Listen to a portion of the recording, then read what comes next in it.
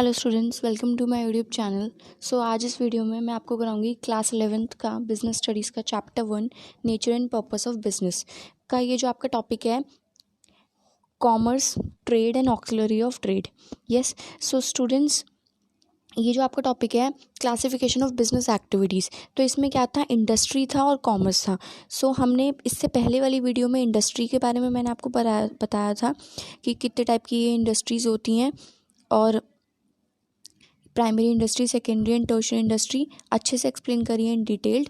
तो अगर आपने वो वीडियो नहीं देखी है तो वो देख लीजिएगा, उसका लिंक आपको ऊपर आई बटन पे शो हो जाएगा।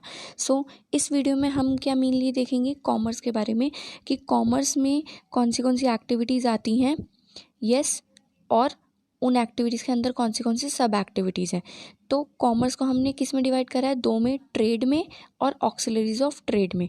यस, ट्रेड को बाद में उसके आगे किस में करा है, home trade and then foreign trade. Yes, एक एक हम अच्छे से एक्सप्लेन करूँगी मैं आपको। अब होम ट्रेड को भी दो में करा है, फॉरेन ट्रेड को तीन में डिस्ट्रीब्यूट करा है।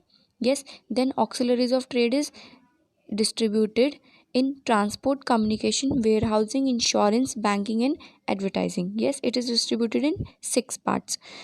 एक एक को मैं अच्छे से आपको डिटेल्ड एक्सप्लेनेशन में समझाऊंगी। Let's start.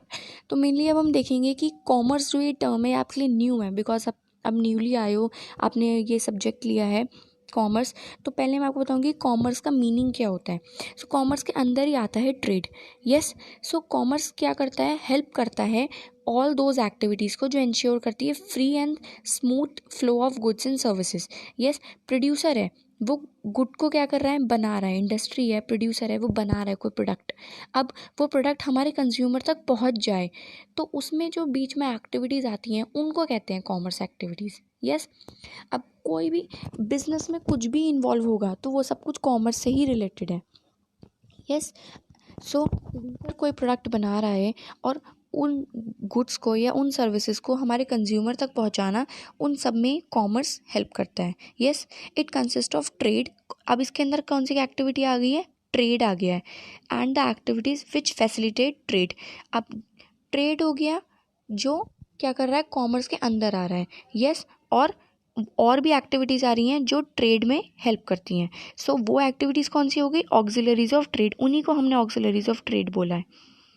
ट्रेड हो गई और ऑक्सिलरीज ऑफ ट्रेड, जैसे कि ये है transport, communication, warehousing, insurance, banking. तो ये ट्रेड करने में हेल्प कर रही है। ट्रांसपोर्ट आपकी हेल्प कर रहा है, कम्युनिकेशन हो रही है तो ट्रेड आप कर पाओगे। यस, अब पहले हम देखते हैं कि ट्रेड का मीनिंग क्या है। हम तब से ट्रेड कर रहे हैं कि ट्रेड होगा कॉमर्स में। ट्रेड क्या है, buying and selling of goods and services. आपने गुड्स खरीदा और फिर उसको दोबारा से बेचा, that is called trade. Yes, लोग बोलते हैं ना कि हमारा ट्रेडिंग का बिजनेस है, तो वो ट्रेडिंग का बिजनेस यही है, वो कोई चीज़ खरीदते हैं और फिर उसको बेच देते हैं दूसरे बंदे को। उसमें जो वो बेच रहे हैं उसके बीच में जो उनको अर्निंग हो रही है, that is called trading.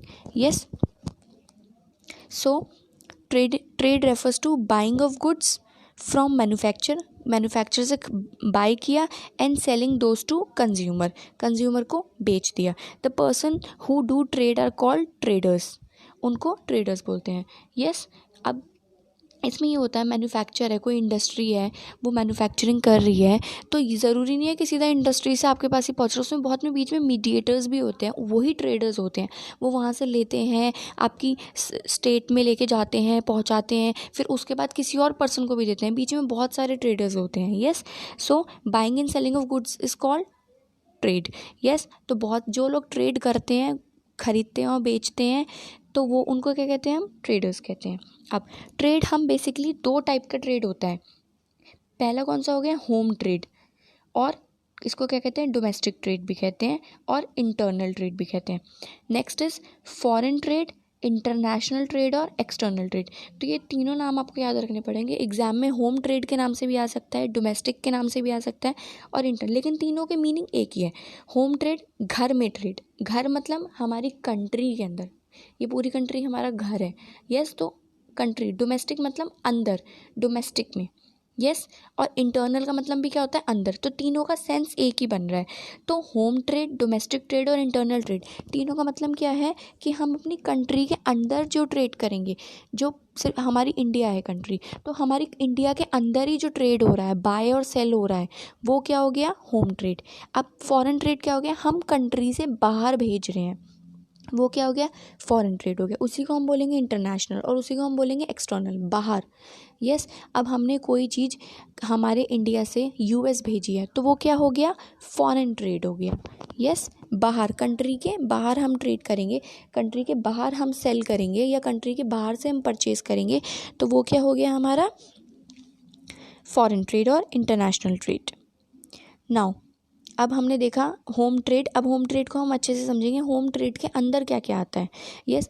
So home trade के अंदर आपका क्या क्या आता है, होलसेल ट्रेड और रिटेल ट्रेड। अब आपने सुना होगा वोलसेलर है, ये रिटेलर है। तो वोलसेलर कौन होता है, वोलसेलर मतलब वोल, बड़े में परचेज कर रहा है वो। यस, वो भी ट्रेड कर रहा है, उसने खरीदा, लेकिन उसने जो मटेरियल खरीदा, सामान जो खरीदा, वो कितना खरीदा, बहुत सारी क्वांटिटी में खरीदा। यस। सो वो कौन हो गया, वो होलसेलर हो गया। यस। अब रिटेलर कौन हो गया, उसने सामान खरीदा लेकिन ज़्यादा क्वांटिटी में नहीं खरीदा। यस। होलसेलर ने तो बल्क में खरीदा और रिटेलर ने कम क्वांटिटी में खरीदा। तो wholesaler buys goods in large quantities from manufacture and sell them in small quantities to retailers. Wholesaler क्या करता है, बहुत सारा क्वांटिटी में खरीदा। यस। अब जैसे कि आपकी सिटी हो गई, कोई भी आपकी सिटी है, तो वहाँ पे कोई एक बड़ा होलसेलर होगा जो बाहर से बहुत सारी क्वांटिटी में लेके आया सामान अपनी सिटी में। यस। अब सिटी में लाने के बाद उसने दूसरे जो रिटेलर शॉप हैं, नॉर्मल जैसे ग्रॉसरी शॉप पे आप जाते हो, तो उनके पास कोई भी प्रोडक्ट हुआ तो कितनी क्वांटिटी में होगा, 100 की, 200 की क्वांटिटी में होगा। तो उसने होलसेलर से लिया है, होलसेलर ने बहुत सारा खरीदा, थाउजेंड्स की, लैक्स की क्वांटिटी में वो कोई प्रोडक्ट खरीदा, उसको फिर उसने क्या करा, रिटेलर को दिया थोड़ी थोड़ी क्वांटिटी में, जितने रिटेलर की नीड है। Yes. So this is called wholesaler and retailer. Yes. अब होलसेलर ने बहुत सारा खरीदा और उसको अलग अलग रिटेलर्स को दे दिया। रिटेलर क्या करता है, ultimately sell goods bought from wholesaler in every small quantities to the final consumer. अब हम किससे खरीदते हैं, हम रिटेलर से खरीदते हैं। हमारे घर के पास जो शॉप है, ग्रॉसरी शॉप है, जिससे हम जाके सामान लेते हैं, वो रिटेलर है। यस। उसके पास कोई चीज़ होगी, कोई चीज़ हम खरीदने जा रहे हैं, तो वो कितनी क्वांटिटी में होगी, ज़्यादा क्वांटिटी में नहीं होगी ना, थाउजेंड्स, हंड्रेड्स की या थाउजेंड्स की क्वांटिटी में होगी। यस। अब वो चीज़ उसके पास ख़त्म हो जाएगी तो वो होलसेलर से खरीदेगा, और होलसेलर कहाँ से खरीद रहा है, मेन मैन्युफैक्चरर से खरीद रहा है। सो this is called home trade. अंदर ही सिटी में या स्टेट में या कंट्री के अंदर ही ट्रेड हो रहा है, अंदर ही खरीद रहे हैं और बेच रहे हैं। और मेन चीज़ क्या है, अगर आपका कभी क्वेश्चन आता है कि फाइनल कंज्यूमर को कौन सोल्ड कर रहा है, तो वो रिटेलर सोल्ड कर रहा है फाइनल कंज्यूमर को। यस। होलसेलर रिटेलर को देता है और रिटेलर फाइनल कस्टमर्स को देता है। Now this is called home trade. Next is foreign trade. Foreign trade में क्या है, बाहर सोल्ड कर रहे हैं हम। अब फॉरेन ट्रेड में क्या क्या चीज़ आ जाती है, export and import. Yes. Export का मतलब क्या है, बाहर हम भेज रहे हैं, हम जो गुड्स हैं वो बाहर सोल्ड कर रहे हैं। Sale of goods to foreign countries, बाहर की कंट्रीज़ को हम जब भेजते हैं तो क्या कहते हैं, उसको एक्सपोर्ट कहते हैं। यस। अब ट्रेड क्यों आ गया, एक्सपोर्ट ट्रेड मतलब हमने उनको सोल्ड किया, buying and selling of goods is called trade. Yes. अब हमने उनको बाहर सेल किया है तो उसको मतलब क्या हो गया, एक्सपोर्ट। ये वर्ड आप ज़रूर अच्छे से याद कर लीजिएगा, इम्पोर्ट एंड एक्सपोर्ट, इसमें कंफ्यूज मत होना। ये वर्ड सिर्फ आपका अभी 11th-12th में नहीं, आगे भी ग्रेजुएशन में, मास्टर्स में, हर जगह यूज़ होने वाला है। यस। सो एक्सपोर्ट का मतलब बाहर बेचा, कंट्री के बाहर बेच दिया हमने, सेल कर दिया, दैट इज़ कॉल्ड एक्सपोर्ट। जैसे कि इंडिया एक्सपोर्ट करती है टी टू यूके, यूएसए और कोई भी जो कंट्रीज़ को टी यूज़ होती होगी, तो इंडिया में मैन्युफैक्चर हो रही है टी, चाय बन रही है इंडिया में, उसको वो कहाँ, टी लीव्स को कहाँ बेच रहे हैं, बाहर की कंट्रीज़ में, तो एक्सपोर्ट कर रहे हैं, इंडिया से बाहर जा रहे हैं। अब इम्पोर्ट में क्या हो गया, इंडिया को किसी चीज़ की ज़रूरत है, हमारी कंट्री में कोई चीज़ है, हमें उसकी नीड है, तो हम उसको मंगवा रहे हैं, परचेज़ कर रहे हैं। यस। तो वो क्या हो गया, हमने अगर परचेज़ करा बाहर की कंट्री से तो वो इम्पोर्ट हो गया। For example India imports petrol from Iran, हमें पेट्रोल की नीड है। अब ईरान जो है वहाँ पे बहुत पेट्रोल होता है, तो हमने ईरान से क्या कराया, पेट्रोल इम्पोर्ट करा लिया। इम्पोर्ट क्या करा, इम्पोर्ट का मतलब क्या है, परचेजिंग और buying of things from outside, country के बाहर से हमने परचेज करा, that is called import trade. Yes, अब इसमें एक थर्ड चीज़ और आ जाती है, एंट्री पोर्ट ट्रेड, और इसको क्या बोलते हैं, री एक्सपोर्ट भी बोलते हैं इसको। अब जैसे कि नाम आपको बता रहा है री एक्सपोर्ट, तो री एक्सपोर्ट का मतलब क्या है, हमने एक्सपोर्ट कराया और उसको दोबारा से एक्सपोर्ट कर दिया। It is done by a country having the benefit of conveniently situated ports. अब देखो एक्सपोर्ट का मतलब क्या था, एक्सपोर्ट का मतलब क्या था कि हम बाहर बेच रहे हैं, यस हम बाहर की तरफ दे रहे हैं। अब कुछ कंट्रीज़ क्या करती हैं जो बीच में सिचुएटेड हैं, यस वो क्या करती हैं अपने, उन्होंने बाहर बेचा, यस और फिर उसको दोबारा से, जैसे कि for example a country import large quantities of goods and reexports them to neighbouring country. अब जैसे कि क्या हुआ कि लंदन सिंगापुर क्या करते हैं, इनके एंट्री पोर्ट ट्रेड है, इन्होंने क्या करा, कोई प्रोडक्ट मंगवाया अपनी कंट्री में, बहुत सारी क्वांटिटी में मंगवा लिया, जितना इनको यूज़ करना है इतना उन्होंने यूज़ करा और बाकी का इन्होंने क्या करा, बाहर बेच दिया। अब जब बाहर बेचा तो उसमें कुछ प्रॉफिट भी कमाया होगा, तो this is called entry port trade. अब आपको समझ आ गया, यस। अब ये इस चीज़ का फ़ायदा क्यों उठा रहे हैं, क्योंकि इनके पास सिचुएटेड पोर्ट्स हैं, इनके पास ऐसी जगह हैं जब ये बीच में है, बीच में सिचुएटेड है, तो ये क्या करते हैं अपने पास मंगवा लेते हैं सामान और फिर आगे दूसरी कंट्री को बेच देते हैं। तो पहले इन्होंने इंपोर्ट कराया, फिर इन्होंने एक्सपोर्ट करा, so this is called entry port trade. Now next is auxiliaries to trade. तो अब हमारा ट्रेड हो गया, ट्रेड में कौन से ट्रेड हो गए, हमारा होम ट्रेड हो गया और फॉरेन ट्रेड हो गया। होम ट्रेड जो अंदर ही हो गया, उसमें होलसेलर हो गए, रिटेलर हो गए, एंड फॉरेन ट्रेड में इंपोर्ट एक्सपोर्ट और entry port. Okay, now next is auxiliaries to trade. अब ऑक्सिलरीज टू ट्रेड मतलब ट्रेड में जो हमारी चीज़ें हेल्प करती हैं, ऐसी भी एक्टिविटीज़ हैं जो हमारी ट्रेड में हेल्प करती हैं, यस जैसे कि फॉर एग्जांपल ट्रांसपोर्टेशन हमारी ट्रेड करने में बहुत हेल्प करती है। अगर ट्रांसपोर्टेशन नहीं होगी तो हमारा रॉ मटेरियल एक जगह से दूसरी जगह कैसे पहुंचेगा। So transportation is the mother of all trade. Transportation बहुत इंपॉर्टेंट है, उसके बिना ट्रेड हो ही नहीं सकती। यस, ट्रांसपोर्टेशन से हम क्या करते हैं, brings goods from place to of producer to the place of consumer. Producer ने कहीं बनाया, अब ज़रूरी तो नहीं कि कंज्यूमर वहीं पे है, तो वहाँ से बना के कंज्यूमर की पास तक हमने पहुँचाया। यस, तो दिस इज़ कॉल्ड ट्रांसपोर्टेशन। तो ट्रांसपोर्टेशन हमारा ट्रेड करने में बहुत हेल्प करता है। और ऑक्सिलरीज ऑफ ट्रेड का मीनिंग ही क्या है, ऐसी एक्टिविटीज़ जो हमारी ट्रेड करने में हेल्प करती हैं। सो इसमें पहला क्या था, transportation. Next is communication. Communication trade करने में हमारी बहुत हेल्प करती है। कम्युनिकेशन एक ऐसी एक्टिविटी है जिसके बिना हमारा ट्रेड हो ही नहीं सकता, क्योंकि अब हम कुछ इंपोर्ट करा रहे हैं, कुछ एक्सपोर्ट करा रहे हैं, तो हम प्रोड्यूसर से हमारी बात होनी चाहिए ना कि अच्छा अब आ रहा है सामान, या कैसे होगा, किस अकॉर्डिंग होगा। So communication is most important. तो एक दूसरे से कम्युनिकेशन कैसे करते हैं, लेटर्स से या टेलीफोन से। So communication is most important. और कम्युनिकेशन से क्या होता है, it remove the hindrance of contact. Yes, अगर हम कॉन्टैक्ट में नहीं रहेंगे एक दूसरे के तो क्या होगा, उससे हिंड्रेंस होगा। तो वो कम्युनिकेशन, दो पार्टीज़ के बीच में हिंड्रेंस ना हो, वो कम्युनिकेशन कम कर देता है। Now next is warehousing. अब वेयर हाउसिंग का मीनिंग मेनली क्या होता है, सिंपली कि कुछ बहुत सारा हमने प्रोड्यूस कर दिया, उसको हमने संभाल के एक जगह पे रख दिया, उसको बोलते हैं हम वेयर हाउसिंग। वेयर हाउसिंग क्या होता है, there is usually a time lag between production and consumption. ज़रूरी नहीं है कि अभी प्रोड्यूस हुआ तो अभी कंज्यूमर तक पहुंच जाएगा। बहुत से हमारी ऐसे भी प्रोडक्ट्स होते हैं जो कंज्यूमर के पास लेट पहुंचते हैं। Yes, because goods are produced in anticipation of demand. हमने गुड्स प्रोड्यूस कर लेते हैं क्योंकि हमें पता है कि आगे जाके उसकी डिमांड बढ़ेगी, तो डिमांड के होने से पहले ही क्या करते हैं, मैन्युफैक्चरिंग हमारी हो जाती है। अब हमने गुड्स प्रोड्यूस कर लिए लेकिन अभी डिमांड नहीं है, तो अब हम क्या करेंगे, हमारे गुड्स को कहाँ रखेंगे, उनको कहाँ रखेंगे, हम वेयर हाउस में रखेंगे। बहुत बड़े बड़े वेयर हाउसेज होते हैं, यस वहाँ पे रखते हैं। कोल्ड स्टोरेज भी होते हैं जहाँ पे हम ऐसे प्रोडक्ट्स रखते हैं जो प्रोडक्ट्स ख़राब होने वाले होते हैं। Yes, so during this period goods have to be stored. अब हमारे पास डिमांड तो है नहीं, लेकिन हमने प्रोड्यूस कर लिया, तो उसे कहाँ रखेंगे, हम वेयर हाउसेज में रखेंगे। So that these are made available to consumer, ताकि जब जैसी डिमांड आए वैसे ही हम कंज्यूमर्स तक प्रोडक्ट्स को पहुंचा सकें।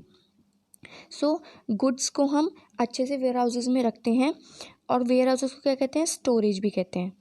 इससे क्या होता है, हमारा removes the hindrance of time and creates time utility. अब जैसे ही एकदम से डिमांड बढ़ती है, एकदम से हम अपने वेयर हाउसेज से सामान निकाल के कंज्यूमर तक पहुंचा देते हैं, तो इससे क्या बचता है, टाइम बचता है। Now another activity is insurance. अब इंश्योरेंस भी ट्रेड के लिए बहुत ही इंपॉर्टेंट है। इंश्योरेंस क्यों इंपॉर्टेंट है, क्योंकि हाँ, हर बिजनेस में रिस्क होते हैं। यस, उन रिस्क से बचने के लिए जो हमारे पर्सन्स हैं, लोग हैं, बिजनेसमैन हैं, वो क्या करते हैं, इंश्योरेंस करा लेते हैं। अब कैसे कैसे रिस्क होते हैं, risk of loss of goods by fire, आग भी लग सकती है, गुड्स हमारे डैमेज भी हो सकते हैं, आने जाने में, ट्रांजिट मतलब ट्रांसपोर्टेशन में गुड्स हमारे डैमेज हो गए। Yes, likely losses of destruction of business, destruction भी हो सकता है प्रॉपर्टी का, प्रॉपर्टी रिस्क ऑफ थेफ्ट, चोरी भी हो सकती है। सो बहुत से रिस्क होते हैं एक बिज़नेस में, तो उस रिस्क से बचने के लिए, उन चीज़ों से बचने के लिए हमारे बिजनेसमैन क्या कराते हैं, इंश्योरेंस करा लेते हैं। Yes, many business risk can be insured by insurance company.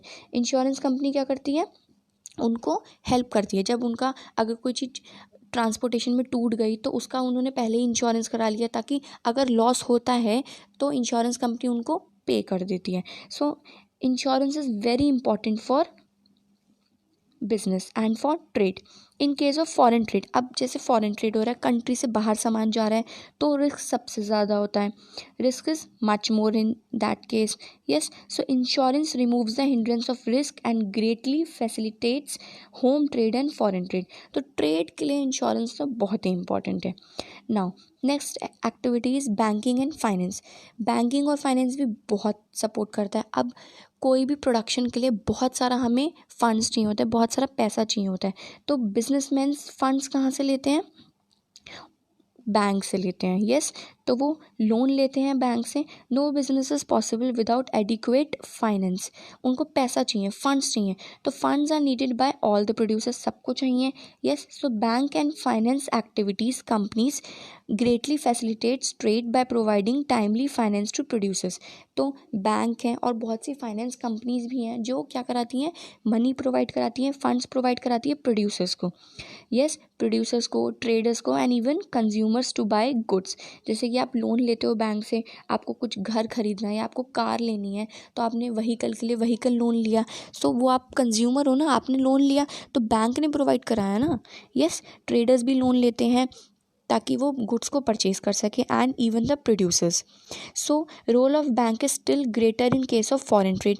अब फॉरेन ट्रेड के लिए भी बैंक का बहुत बड़ा रोल है। यस, अब हमारी कंट्री में कुछ चीज़ हमें इंपोर्ट करानी है, तो हमारी गवर्नमेंट भी आरबीआई से लोन लेती है। यस, अगर बहुत ज़्यादा बड़ा हमारा इंपोर्ट है तो सो इम्पोर्टर्स के लिए और एक्सपोर्टर्स के लिए भी banking and finance is very important. And now next is advertising. So this was the last one. अब एडवर्टाइजिंग में क्या है, advertising removes the greatest hindrance of knowledge. अब हमारे जो कस्टमर्स हैं उनको पता नहीं होता कि क्या क्या प्रोडक्ट हैं हमारी मार्केट में। यस, उनको नॉलेज नहीं होती उनके बारे में। सो एडवर्टाइजिंग से क्या होता है, उनको उन प्रोडक्ट्स के बारे में पता चलता है।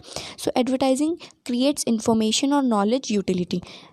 हमारे जो कस्टमर्स हैं, कंज्यूमर्स हैं, एडवर्टाइजिंग से उनको क्या पता चलता है, उनको नॉलेज मिलती है हमारे प्रोडक्ट्स के बारे में। In fact without consumers having knowledge of useful goods and services available in the market for the satisfaction of their needs, no exchange of good is possible. अगर हमारे कंज्यूमर्स को पता ही नहीं चलेगा कि क्या प्रोडक्ट्स हैं, तो डिमांड ही नहीं बढ़ेगी, डिमांड नहीं बढ़ेगी तो क्या होगा, प्रोडक्शन ही नहीं हो पाएगा। So advertising is most important for trade. Advertising से क्या होता है, existence of goods services to the knowledge of consumer. Consumer को पता चलता है। Yes, and greatly facilitates trade. Trade में हमारा एडवर्टाइजिंग बहुत हेल्प करता है।